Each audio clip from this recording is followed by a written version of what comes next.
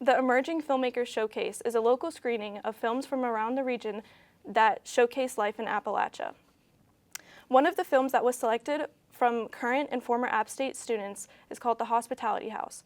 I'm here with Juliet Coen, the director and producer of the mini documentary titled The Hospitality House. So to start off light, why did you choose The Hospitality House as your topic? Is there any personal meaning or connection that you had that made you choose it? So after Hurricane Helene hit, that was actually my first semester at App State, and I didn't really know anybody or anything in the area.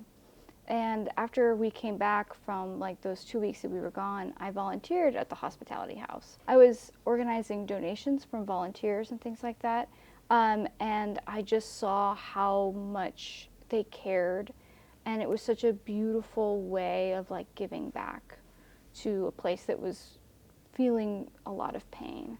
And so when I was given the opportunity to do this project and I was looking for places, the Hospitality House was the first thing that came to my mind. Nice. So you begin your film by discussing methane production in landfills and the global climate crisis at large. So why did you decide to frame this story of a local food pantry through an environmental lens?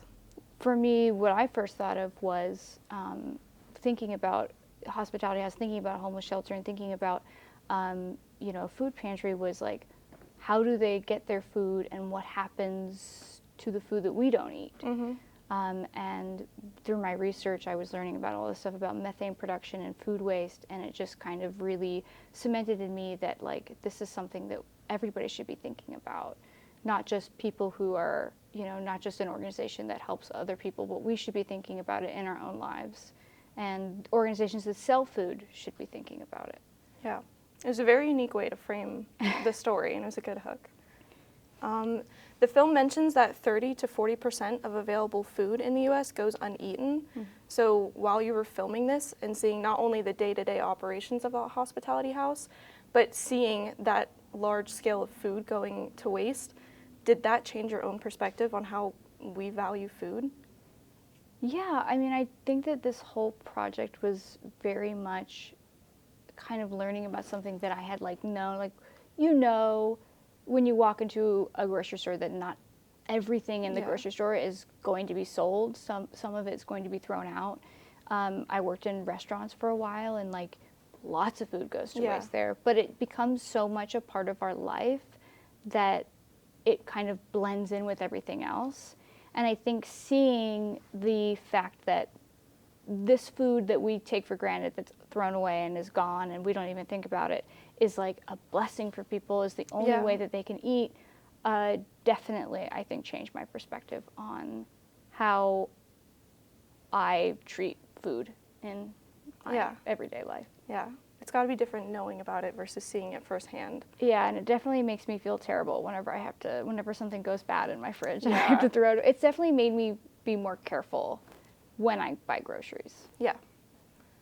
So speaking of buying groceries, you capture the process of redirecting food from stores like Food Lion that's at its best by date or doesn't look very pretty to sell.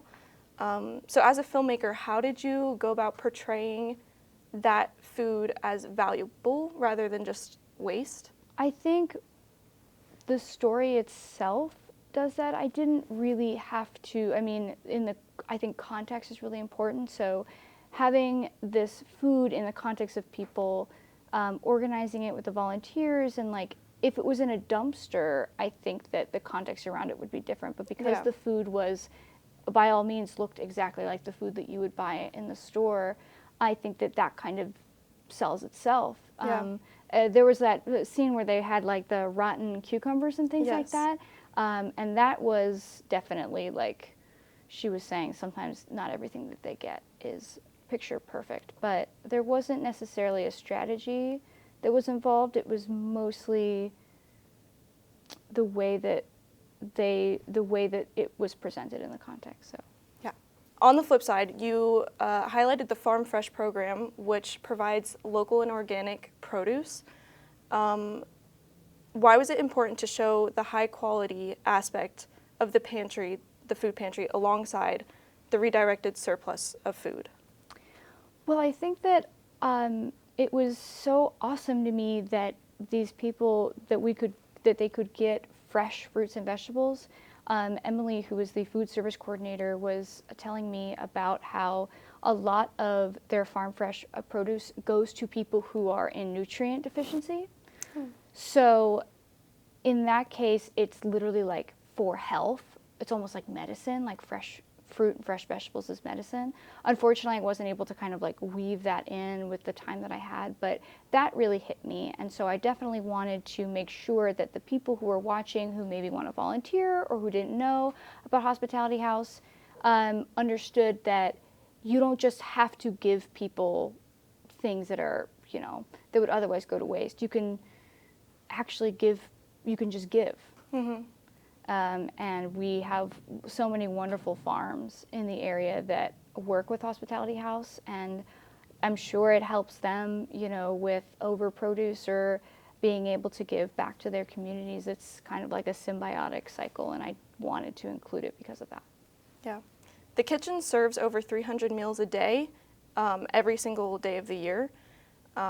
So how did the production team, and you said it was a solo project, so how did you manage to film without disrupting the daily operations? I think the most important, the thing that I learned from it was that you have to not only communicate with the people around you and let them know, like I kind of was telling her, I was like, I'm going to film you doing this and this, and if you need me to get out, tell me. Like, tell me where I should stand. I always ask, where can I stand? Where should I absolutely not be? And those parameters help me figure out where I should move to if I need to get out of the way. There can be a sense of shame and a stigma around food insecurity. So how did you as a filmmaker go about navigating that representation? Was it a conscious choice of yours to focus the camera solely on the operations of the Hospitality House rather than the personal stories of the clients or the residents? So I could have filmed the people at the Hospitality House if I had gotten a disclaimer or waiver for them to sign, but I just felt like I could tell the story without I could tell the story of the Hospitality House while also giving people their privacy. And you did so beautifully. Yeah, Thank you. It came out well. So you included a segment where the coordinator, who I think you mentioned her name was Emily, she admits that they're lacking sustainability regarding the use of single-use items. Why was it important for you to include this moment of transparency rather than portraying a perfect system within the Hospitality House? Well, I think my goal as a filmmaker is not to, this wasn't an advertisement. I think I wanted to portray this organization as people who are trying to do their best, and reality doesn't always let them. Yeah. And I think I wanted to help people understand that sustainability isn't always necessarily a choice. Yeah. It's a privilege. Yeah. So.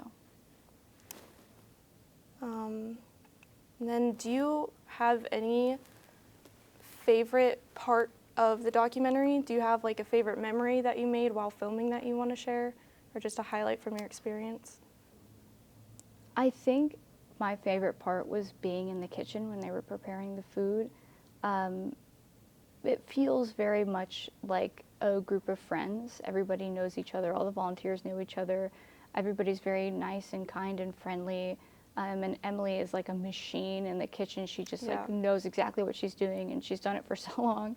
And nobody was really like yelling at me to get out of the way, and watching them talk and laugh with each other and just having fun while doing something else for someone else. Yeah. I was really happy to be part of that, even if I was just watching. And then, do you have one final message? What would you want them to take away from it? Do you have a call to action for the audience?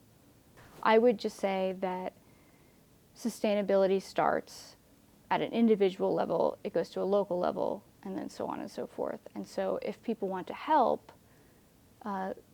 create a sustainability initiative in their own community, or make sure that their own community is sustainable, it starts at volunteering. If you're watching this video, you should join me in attending the first ever Emerging Filmmakers Showcase at 6:30 in the Greenbriar Theater. Thank you.